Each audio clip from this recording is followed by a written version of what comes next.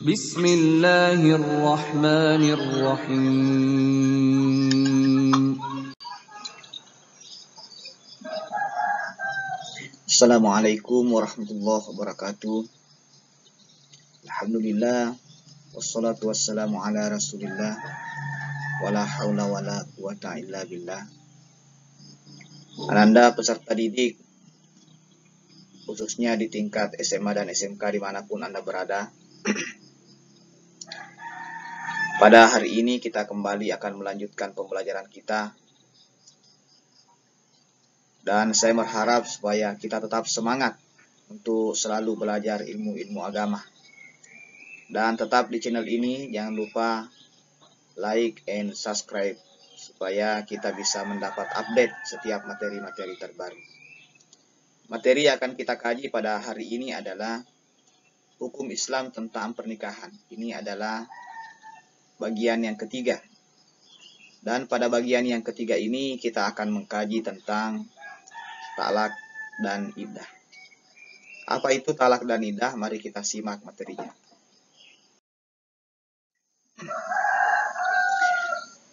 Batasan materi kita pada pertemuan ini hanya 3. Mudah-mudahan bisa kita selesaikan pembahasannya dalam waktu yang tidak cukup lama. Yang pertama adalah pengertian talak dan iddah. Jadi apa itu talak dan iddah? Yang kedua bilangan talak. Dan yang ketiga adalah macam-macam iddah. Baik, kita lanjut.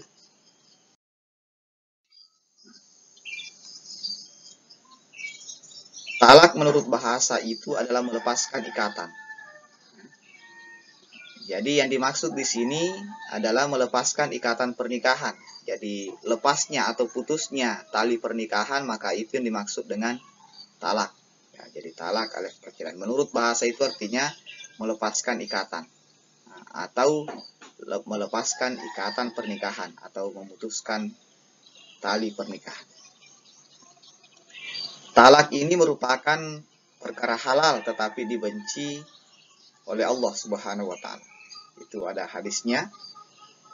Satu-satunya perkara yang halal tetapi dibenci oleh Allah itu adalah talak. Artinya talak itu halal tetapi Allah itu sesungguhnya tidak menghendaki. Artinya kalau bisa tidak terjadi itu jangan terjadi. Makanya kalau orang melakukan akad nikah itu niatkan memang supaya itu adalah akad nikahnya yang pertama sekaligus yang terakhir. Mudah-mudahan jangan terjadi perceraian. Karena meskipun dia halal, karena dianggap kalau artinya bercerai itu adalah merupakan jalan yang terbaik, ya maka boleh, tetapi Allah menghendaki supaya jangan terjadi. Bagaimana sesungguhnya hukum talak? Ya. Kalau dilihat dari hukum asalnya tadi, talak itu hukumnya sesungguhnya adalah mubah. Ya boleh, karena ada hadis yang menghalalkannya. Ya. Akan tetapi, apalagi namanya, kalau dikaji hukum lebih jauh, maka hukum talak itu ada 2 macam lagi. Ya. Yang pertama itu hukum talak bisa saja menjadi wajib. Apabila terjadi perselisihan antara suami istri, sedangkan hakim yang menangani perkara keduanya memandang bahwa keduanya sudah perlu bercerai. Artinya ada perselisihan dan konflik yang sudah begitu nyata dalam rumah tangga dan tidak bisa lagi diperbaiki. Kalau diperbaiki itu malah semakin menambah kegaduhan dan bisa semakin memperlebar konflik di antara kedua keluarga. Dan itu sudah dikaji secara mendalam oleh hakim di pengadilan agama yang menangani persoalan perceraian ini. Maka pada saat itu hukum perceraian bisa saja menjadi wajib. Lalu yang kedua, hukum perceraian itu bisa menjadi haram apabila talak dijatuhkan oleh suami ketika istri sedang menstruasi. Ya, jadi bagi suami istri yang ingin bercerai itu haram hukumnya mentalak istri ketika sedang menstruasi. Itu tidak boleh.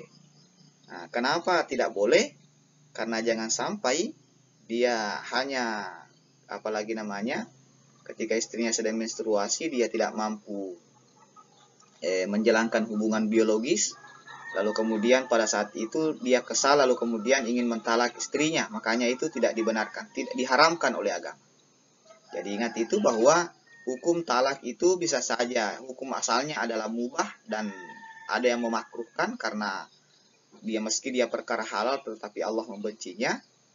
Nah, tetapi di sisi lain hukum talak juga bisa menjadi wajib apabila perselisihan di antara suami istri itu sudah begitu tajam dan konflik yang berkepanjangan, dan kalau dipertahankan justru bisa saja semakin memperbesar konflik di antara dua keluarga dan bisa melebarkan sayap-sayap pertikaian. Nah, jadi maka bisa menjadi hukumnya wajib. Lalu yang kedua, haram hukumnya bercerai apabila suami ingin mentalak istrinya dalam keadaan menstruasi. Ya. Selanjutnya, lapas talak. Nah, bagaimana lapas talak itu? Lapas talak itu ada dua. Yang pertama ada yang disebut dengan lapas sarih atau terang, yaitu kalimat yang tidak ragu-ragu dengan mengucapkan kalimat talak. Ya, jadi ada seorang suami yang tidak ragu-ragu. Dia langsung mengatakan, hari ini kamu saya talak. Nah, maka itu yang disebut lapas talak yang sarih, yang terang. Dia memang tidak ada keraguan. Nah, jika talak diucapkan dengan sarih ini, maka tidak perlu dengan niat. Jadi jangan sampai dia sudah mengatakan saya talak kamu, lalu kemudian dia mengatakan kemarin itu saya cuma main-main, itu enggak. Kalau sudah diucapkan kata talak dengan sarih, dengan jelas, dengan terang, tidak ada keraguan, meski tanpa niat, itu juga sudah dianggap sebuah keseriusan. Makanya hati-hati. Karena itu ada hadis yang mengatakan ada 3 hal di dalam agama itu tidak boleh, kalau sudah diucapkan maka itu adalah sebuah keseriusan. Tidak bisa dianggap sesuatu yang bergurau. Ya, yang pertama itu adalah sumpah, yang kedua adalah nazar, dan yang ketiga itu adalah talak. Jadi jangan main-main dengan sumpah. Jangan sampai misalnya Anda sembunyikan pulpennya teman-temannya, lalu bermain-main, lalu kemudian dikatakan, kamu yang sembunyikan pulpen saya, lalu Anda kemudian bersumpah, demi Allah bukan saya. Padahal Anda. Ya, lalu kemudian Anda belakangan mengatakan, enggak, saya cuma main-main tadi. Oh, enggak boleh. Ya, itu kalau sudah diucapkan itu sudah bermakna sumpah. Anda akan kena kafarat sumpah jika Anda melanggarnya. Ya, jadi hati-hati. Sama dengan nazar. Nazar juga begitu. Ya. Nazar misalnya Anda mengatakan bahwa insya Allah kalau saya lulus, saya akan potong ayam, panggil teman-teman saya semua. Nah, Anda ucapkan itu dengan sarih, dengan terang. Nah, lalu kemudian setelah tamat Anda ditagih, mana nazar Anda? Dia bilang, dulu saya cuma main-main. Oh, tidak boleh. Kalau sudah diucapkan itu, maka nazar itu akan menjadi sebuah utang jika tidak dilakukan. Sama dengan kafaratnya, kafarat sumpah. Ya, harus berpuasa 3 hari berturut-turut atau memberi makan 10 orang fakir miskin dalam setiap hari. Ya. Kemudian talak pun seperti itu. Ya, jadi diucapkan secara sarih, maka itu sudah bermakna talak meski tanpa niat. Yang kedua, ada talak itu bermakna kinayah, yaitu kalimat sindiran yang bisa bermakna perceraian. Ya, kalimat talak dengan sindiran ini tergantung dengan niatnya. Ya, tergantung dengan niatnya. Ini kinayah. Nah, yang dimaksud kinayah ini kalimat sindiran. Misalnya, ada seorang suami yang mengatakan, pulanglah kamu ke rumah orang tuamu. Saya sudah tidak bisa hidup denganmu. Saya sudah muak melihat mukamu. Ini kan biasa dilihat di sinetron-sinetron ya. Nah, ini kalimat seperti ini kan termasuk kalimat sindiran. Tidak ada kata talak dalamnya. Tapi kalau niatnya suami itu mengucapkan kata-kata seperti itu dengan niat memang ingin mentalak istrinya, maka pada saat itu talak jatuh. Tapi kalau tidak ada niat untuk bercerai, ya, maksudnya niatnya itu hanya karena kesal, dia cuma ingin sendiri menenangkan pikiran dulu sampai dia melontarkan kata-kata seperti itu, maka di situ tidak ada talak. Ya, baik anak-anak sekalian, jadi mohon bisa disimak ya, bisa dimaknai, bisa diambil hikmah di antara lapas-lapas talak ini. Termasuk tadi tidak bolehnya dengan serta-merta dengan mudahnya mengucapkan kalimat sumpah, nazar maupun talak tadi. Lalu kemudian selanjutnya adalah bilangan talak. Ya, berapakah sesungguhnya bilangan talak itu? Bilangan talak itu ada disebut dengan talak raj'i. Ya, talak raj'i. Ini talak raj'i itu adalah talak 1 dan 2. Artinya talak yang dijatuhkan oleh suami kepada istri tetapi masih bisa rujuk kembali. Nah, maksudnya talak raj'i ini talak 1 dan 2. Misalnya ada seorang istri mentalak seorang suami mentalak istrinya. Hari ini kamu saya talak. Ya. Nah, jadi di sini baru disebut dengan talak 1. Kalau dia tidak rujuk dalam masa iddah, ya, masa iddahnya sebentar kita bahas berapa lama itu. Nah, setelah suami menjatuhkan talak kepada istrinya dan jatuhnya talak 1, lalu kemudian tidak ada rujuk dalam masa iddah, maka berikutnya itu masuk talak 2. Nah, itu talak raj'i. Ternyata dalam talak kedua ini pun sampai masa iddah berakhir tidak ada juga kata rujuk, maka barulah masuk ke talak 3. Jadi sudah meninggalkan talak raj'i. Ya, jadi itu dimasuk talak raj'i atau talak 1 dan 2. Kalau sekiranya terjadi talak, lalu kemudian sebelum masa iddah berakhir dia rujuk kembali, itu tidak ada masalah. Ya, jadi memang dalam rumah tangga itu kadang-kala terjadi konflik. Ya, jadi tidak ada rumah tangga yang tidak ada konfliknya. Makanya dibutuhkan itu rumah tangga sebuah manajemen konflik.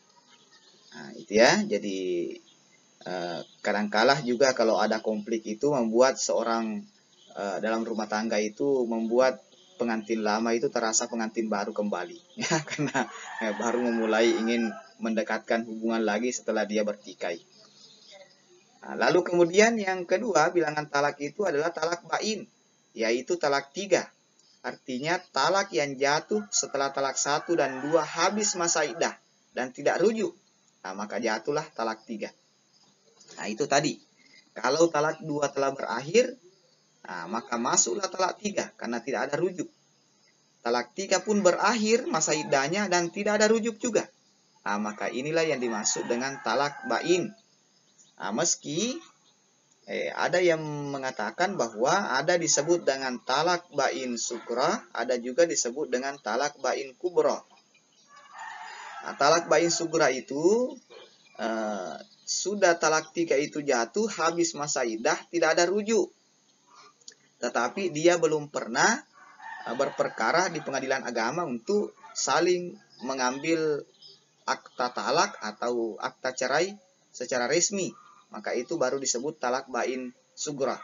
Ulama masih ada yang mengatakan boleh melakukan rujuk tetapi harus dengan akad nikah baru. Ya, tapi kalau sudah talak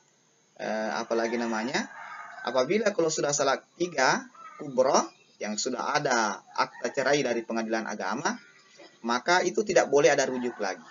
Bahkan suami istri yang sudah bercerai dengan talak bain kubra itu tidak bisa lagi kembali kepada istrinya meski dengan akad nikah baru. Kecuali kalau sudah si istri itu sudah pernah menikah dengan orang lain dengan pernikahan yang memang karena mau sama mau, tidak karena terpaksa diatur oleh suami pertama, ya, seperti pertemuan sebelumnya ada pernikahan yang muhalil, itu pernikahan yang diatur. Lalu dia cerai dengan suami keduanya, maka pada saat itu si mantan suaminya itu boleh kalau ingin kembali ke suami pertamanya dengan akad nikah baru. Setelah si istri itu pernah bercerai pernah menikah kembali dan pernah berhubungan dengan suami yang kedua. Ya, jadi ini termasuk salah satu sanksi agama untuk menganggap bahwa jangan main-main dengan istilah pernikahan, ya, pernikahan atau perceraian. Nah, selalu kemudian istilah lain dalam talak, ya, ada disebut dengan hulu, yaitu talak yang diucapkan oleh suami dengan permintaan istri. Nah, ini kemarin ini disebut dengan talak tebus, ya. Jadi istri tidak senang dengan mungkin ada kekerasan dalam rumah tangga, atau mungkin tidak diberikan nafkah wajib, atau suaminya itu pergi merantau tidak tahu kemana, tidak pernah ada salam, kabar, dan beritanya. Lalu si istri merasa tidak tenang, dia mengadukan ke pengadilan agama, maka itu dia bisa menebus untuk mentalak dirinya. Ini disebut dengan khulu, yaitu talak yang diucapkan oleh suami dengan permintaan istri. Lalu ada ila, yaitu sumpah suami tidak akan mencampuri istrinya dalam masa lebih dari 4 bulan atau tidak menyebut jangka waktu, ya. Jadi dia bersumpah untuk tidak bercampur dengan istrinya. Itu juga bermakna talak, ya. Jadi lalu kemudian zihar, seorang suami menyerupakan istrinya dengan ibunya sehingga istrinya itu haram atasnya, ya. Dia menyerupakan, misalnya dia mengatakan sumpah kamu itu seperti ibu saya. Itu tidak bisa sama sekali diucapkan, ya, karena itu menjadi istrinya menjadi haram baginya karena ibu itu adalah muhrim. Kemudian li'an, sumpah suami dengan tuduhan istrinya itu telah berzina. Ya, jadi dia menuduh istrinya berzina. Kalau ternyata terbukti, maka boleh jatuh talak untuk selama-lamanya. Dan kalau tidak, maka si istri boleh rujuk dengan si suami boleh rujuk dengan istrinya selama dia membayar kafarat sumpah. Kemudian iddah. Ya, iddah ini mohon diperhatikan. Iddah ini adalah masa menunggu bagi istri yang bercerai dari suaminya untuk bisa menikah kembali. Jadi si istri yang sudah bercerai dengan suaminya tidak boleh serta-merta dia langsung menikah. Dia dapat surat talak ini hari, cerai dengan suaminya resmi, besok dia nikah. Tidak boleh, jangan dulu dong. Jangan cepat-cepat. Ya, jangan, ini bisa saja menimbulkan kecurigaan. Ada apa ini? Jangan-jangan memang si istri sudah punya selingkuhan lain sampai buru-buru ingin bercerai dengan suaminya. Nah, jadi itu. Iddah ini berfungsi agar suami istri yang terjadi konflik agar memikirkan dengan matang dan risiko penyesalan. Ya, jadi ini supaya diberikan masa tenggang untuk berpikir. Jangan-jangan tadi terjadi talak hanya karena dia tidak bisa membendung emosinya, ya, karena luapan amarah yang begitu besar sampai dengan mudah dia mengeluarkan kata-kata talak. Jadi dia diberi waktu iddah untuk berpikir. Pikirkanlah secara matang. Dan resiko penyesalan, jangan-jangan Anda sudah putus bercerai, tidak bisa rujuk kembali, baru menyesal. Anda punya anak, Anda punya rumah tangga, keluarga Anda jadi retak. Nah, itu makanya diberikan masa iddah. Ini macam-macam iddah. Iddah itu ada berapa macam? Yang pertama, iddah istri yang ditinggal mati oleh suaminya adalah 4 bulan 10 hari. Jadi jika ada istri, ya, dia ditinggal mati oleh suaminya meninggal. Kapan dia baru boleh menikah? Nanti setelah lewat 4 bulan 10 hari. Ya, jadi 4 bulan 10 hari itu dianggap sebagai waktu-waktu berduka. Itu karena ketika kita ditinggal mati oleh seseorang yang paling kita cintai, itu kan besar sekali, dalam sekali perasaan itu. Tetapi biasanya itu setiap hari itu semakin rasa sedih itu semakin menurun, semakin berkurang. Dan dianggap 4 bulan 10 hari itu waktu normal. Sudah bisa, istilahnya kalau anak muda sekarang itu move on, ya. Jadi sudah bisa move on. Nah, nanti 4 bulan 10 hari baru si istri boleh menikah jika ada yang laki-laki lain yang melamarnya. Jadi tidak boleh serta-merta istri suaminya meninggal 1 bulan yang lalu bulan berikut dia sudah menikah. Ini juga menimbulkan tanda tanya. Ada apa ini? Kok cepat sekali bisa move on? Jangan-jangan memang dia sudah menghendaki suaminya meninggal lebih cepat karena dia ingin mengganti yang lebih muda atau yang baru. Jadi harus melewati 4 bulan 10 hari. Kemudian iddah istri yang diceraikan oleh suaminya dalam keadaan hamil adalah sampai melahirkan anak. Jadi kalau ada istri diceraikan oleh suaminya, dia sementara mengandung. Jadi tidak boleh ada akad nikah ketika dia sedang mengandung dari suami pertama. Dia harus menunggu ketika si suami setelah dia melahirkan anaknya, ya, baru bisa menikah kembali. Kemudian iddah istri yang diceraikan oleh suaminya dalam keadaan si istri masih subur adalah 3 kali suci. Maksudnya begini, ada pasangan muda yang bercerai. Ya, ada pasangan muda yang bercerai. Dia masih subur, masih ada kemungkinan untuk hamil, ya. Karena dia masih menstruasi, masih subur, ya, masih muda. Maka iddahnya itu adalah 3 kali suci. Dia nanti bisa menikah setelah dia 3 kali suci. Maksudnya menstruasi pertama suci, menstruasi kedua suci lagi, menstruasi ketiga suci. Baru dia bisa menikah lepas masa iddah. Karena ini tidak boleh harus suci 3 kali itu baru bisa dianggap lepas masa iddah. Karena jangan-jangan selama masa iddah ini si istri ini sedang mengandung anak dari suami pertama sementara belum nampak. Makanya harus 3 kali suci. Ya, jadi dia menikah dalam keadaan kita belum tahu. Jangan-jangan dia mengandung anak dari suami pertama atau suami yang baru. Makanya harus melewati 3 kali masa suci baru dia disebut lepas masa iddah. Boleh menikah jika ada yang melamarnya. Lalu kemudian yang keempat, iddah istri yang diceraikan oleh suaminya dalam keadaan si istri sudah tidak subur lagi. Itu adalah 3 bulan. Jadi ada nenek-nenek bercerai dengan suaminya yang sudah kakek-kakek. Itu dia sudah menopause ya. Maaf, dia sudah tidak menstruasi lagi. Maka iddahnya itu adalah 3 bulan. Kenapa tidak menggunakan 3 kali suci? Ya karena sudah suci terus ini. Ya, tidak pernah kotor-kotor lagi begitu ya. Jadi iddahnya 3 bulan. Jika sekiranya ada nenek-nenek yang mau menikah ya, jadi 3 bulan setelah bercerai dengan suaminya yang kakek-kakek baru bisa menikah lagi. Nah, ada satu lagi. Bagaimana jika ada orang yang cuma dinikahkan secara terpaksa? Ya, jadi pilihan orang tua ini. Pilihan orang tua lalu kemudian setelah akad nikah dia tidak pernah bercampur oleh suaminya, kemudian dia pergi. Tidak mau dia tidak mau sama suaminya dan dia tidak pernah disentuh oleh sang suami padahal dia sudah akad nikah. Berapa iddahnya? Kalau terjadi kasus seperti ini, maka perempuan yang tadi tidak memiliki masa iddah. Setelah dia dinyatakan bercerai dari suaminya yang sebelumnya, karena ada akta nikah harus juga ada akta cerai, maka pada saat itu pula dia boleh menikah. Tidak ada masa iddahnya. Karena kenapa? Dia tidak pernah bercampur. Ya, cuma kewajiban si istri yang seperti ini, dia harus mengembalikan mahar yang pernah diberikan oleh suaminya. Ya, jadi dia harus mengembalikan maharnya. Ya, kalau misalnya mengatakan, "Loh kok saya harus mengembalikan ini? Bukankah ini sudah menjadi hak saya karena Anda sudah memberikan ke saya?" Oh iya, karena siapa suruh Anda tidak mau dan Anda tidak pernah bercampur, ya. Jadi itu harus dikembalikan. Tapi kalau pernah bercampur meskipun hanya sekali, maka mahar itu menjadi hak seorang istri, tidak boleh dikembalikan lagi. Kalau suami mengatakan menuntut, ya kembalikan mahar saya itu.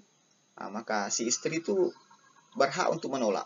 Itu bukan hak Anda, karena Anda sudah mengambil jatah. Ya, mohon maaf ya. Artinya itu apalagi rasionalisasi hukumnya. Ya, sampai kapan harus mengembalikan mahar dan kapan mahar sudah menjadi hak istri. Ya. Baik ananda sekalian, kita sudah sampai pada penghujung pertemuan kita pada hari ini. Terima kasih dan sampai jumpa pada pertemuan berikutnya. Dan tetap semangat. Dan setelah ini mohon disimak baik-baik materinya, karena setelah ini, setelah Anda mencermati materi ini, saya akan mengirimkan tugas lagi untuk dikerjakan. Dan bagi yang belum selesai tugasnya, mohon supaya diselesaikan ya, karena ini kita sudah kelas 12. Apalagi waktu kita sudah sangat singkat sekali. Dan nilai Anda harus rampung semua sebelum kita mengikuti ujian sekolah. Dan saya juga menyampaikan bahwa kita juga tetap setiap minggu akan melaksanakan literasi Al-Quran. Jadi Anda dimohon untuk senantiasa juga menyimak atau memperhatikan kapan jadwal literasi kita, dan mohon supaya diikuti via Zoom. Nanti juga kita akan melakukan tatap muka, jadi akan kita panggil mungkin gilir beberapa kelas untuk tatap muka di sekolah. Kita literasi dulu baru belajar. Ya, di samping mengikuti aplikasi Zoom-nya. Ini supaya kita lebih banyak mendapatkan berkah kalau banyak mengaji bagi yang orang Islam. Ya, dan berdoa ya supaya kita bisa beraktivitas seperti masa normal biasanya dan pandemi ini segera berakhir. Baik Anda sekalian, terima kasih banyak atas segala perhatiannya. Mohon maaf atas segala kekurangannya. Wallahu a'lam bishawab. Wassalamualaikum warahmatullahi wabarakatuh.